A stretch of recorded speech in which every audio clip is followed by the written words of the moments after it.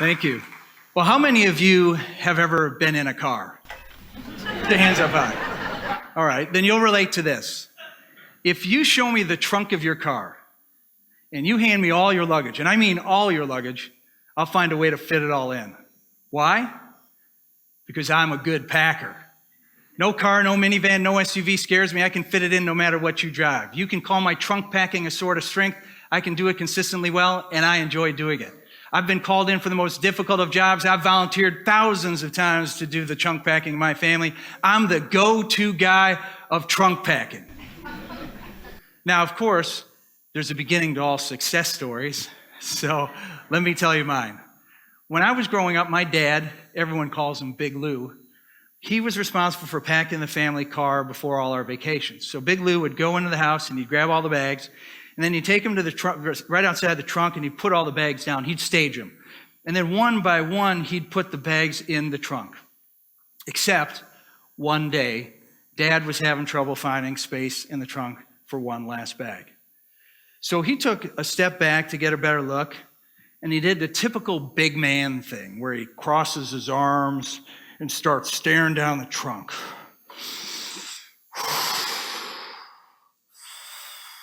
Now I look up at Big Lou, and I see that he's staring. And I look at the bags, and they're not moving. So I step forward, I lean in the trunk, I move a bag to the right, move a bag a little to the left, I move this one back, I grab that last bag, and boink! The bag slips right into place.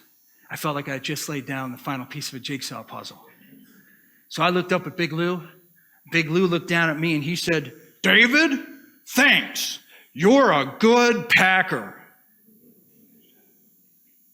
Now, I was 9 years old when he told me that, and I was so proud. Now I'm 47 years old and I'm still talking about it. Because what we know in psychology is psychology researchers have found that when you call out the strength you see in someone, you amplify it. When you focus on what people do best, when you thank them for what they do well, you give them a gift of a lifetime. Nearly 4 decades ago, my dad expressed his gratitude. And he did more than that. Like a good leader, like a good father, my dad turned that experience into a story, and he told everybody. And he did one more thing. He made sure I could hear him telling it. See, my dad, when he couldn't find space for that last bag, he could have become frustrated and annoyed. He could have become distracted and impatient. He could have missed the opportunity to recognize his son, the good packer. But he didn't. He thanked his son, he named his strength, and he set in motion a wave of grateful energy that continues today. And that's what makes me so fired up. It's never too late to recognize the good packer in someone. It's never too late to spread gratitude. A couple of years ago, I was at a Toys R Us parking lot, and I got out of my car, and as I got out of my car, I saw a young boy, his mother and his grandmother, trying to squeeze a bicycle in the family car. Well, I stopped and offered to help. Why? Because I'm a good packer. So I get over there with a little boy, and the two of us are trying to get that bike in the car in every which way we can. And we're going at it, and after about 5 minutes or 10 minutes there, I look up and I can hear that the mother is calling the boy's father to say they might not be able to bring the bike home. We might not find space in the trunk for that last bag. But I waved her off. I said, "Give me a couple more minutes." Why? Because I'm a good packer. So we went at it for about 3 more minutes trying to get that in until finally I stopped. I stepped back and I thought to myself, we might not be able to get that bike in the car. I might have finally met my match. So the little boy must have seen my face because he put his hand up and he said, "Wait." So I waited. Little boy reached in that trunk. He grabbed that front tire just a little bit. He moved it just a little to the right. He looked back at me and he said, "Push."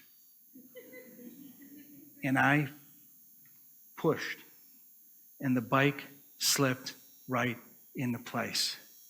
I looked over at that little boy, and he lit up with pride. I walked over to him, I put my hand on his shoulder and I said, "You're a good Packer."